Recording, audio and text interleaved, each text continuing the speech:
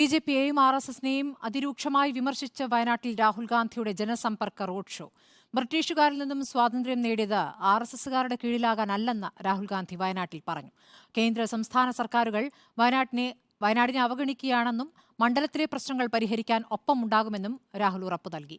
2 ദിവസം കൊണ്ട് 12 റോഡ് ഷോകളാണ് രാഹുൽ ഗാന്ധി നടത്തുന്നത്. രാവിലെ വയനാട് അതിർത്തിയായ തമിഴ്നാട് നീലഗിരി താളൂരിൽ നിന്നാണ് രാഹുൽ ഗാന്ധി പര്യടനം ആരംഭിച്ചത്. തോട്ടം തൊഴിലാളികളുമായി സംസാരിച്ച ശേഷം 11 മണിയോടെ ബത്തേരിയിലെത്തി റോഡ് ഷോ തുടങ്ങി. തുറന്ന വാഹനത്തിൽ പ്രവർത്തകരെ അഭിവാദ്യം ചെയ്ത് കൈകൊടുത്ത് 1.5 കിലോമീറ്റർ റോഡ് ഷോ. നൂറുകണക്കിന് പ്രവർത്തകർ പ്ലക്കാർഡുകളുമായി രാഹുൽ ഗാന്ധിയെ സ്വീകരിക്കാനെത്തി. വയനാട്ടുകാർക്ക് നന്ദി അറിയിച്ച രാഹുൽ ഗാന്ധി ഓരോ വയനാട്ടുകാരും കുടുംബത്തിലെ അംഗമാണെന്ന് പറഞ്ഞു. പ്രധാനമന്ത്രിക്കെതിരെയും ബിജെപിക്കെതിരെയും രൂക്ഷമായ ഭാഷയിൽ രാഹുൽ വിമർശനം ഉന്നയിച്ചു. We did not get freedom from the British to be colonized by the ideology of the RSS.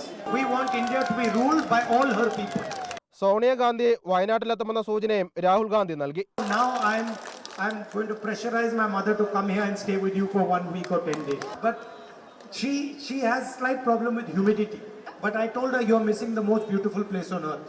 ബത്തേരിക്ക് പിന്നാലെ പുൽപ്പള്ളിയിലും റോഡ് ഷോ നടത്തിയ രാഹുൽ ഗാന്ധി മാനന്തവാടിയിലും വെള്ളമുണ്ടയിലും പടിഞ്ഞാറത്തറയിലും ജനസമ്പർക്ക യാത്ര നടത്തും.